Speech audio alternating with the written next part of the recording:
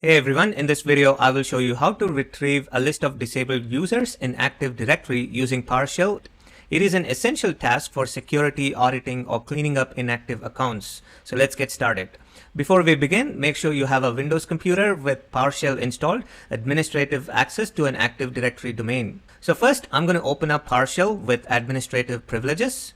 And you need to import the Active Directory module by running the command import-module Active Directory and press enter. Now use the Get-ADUser commandlet to retrieve a list of disabled users by running this command. And the list includes information such as name, GivenName, Surname, SamAccountName, UserPrincipalName, DistinguishedName, and LastLogonDate attributes. Now this command filters the users based on the enabled property, which indicates whether the user is enabled or disabled.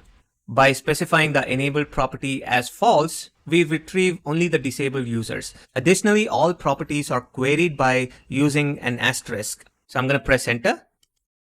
In my case, test user 3 and test user 5 are the disabled accounts. Now, if you want to save the list of disabled users for analysis and reporting, you can export it using the commandlet export-csv and specify the path. I'm going to specify my C drive. And I'll give the name of the file as disabledusers.csv minus no type information. You can replace this path with your desired path and file name for the CSV file. So I'm going to press enter. If you go to C drive, you can see the disabled users list. And I have my 2 disabled users in the list. You can also use Search-ADAccount commandlet to list disabled users. So this can be done using the -account disabled parameter to search for disabled accounts, the -user only parameter to search only for users. And I'm going to pipe this to list SamAccountName and DistinguishedName. Press enter. There you go. It lists my 2 disabled user accounts. That's it.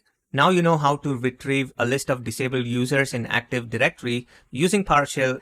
If you think this video is helpful, please give it a thumbs up and subscribe to my channel for more useful tutorials. Thanks for watching and see you in the next video.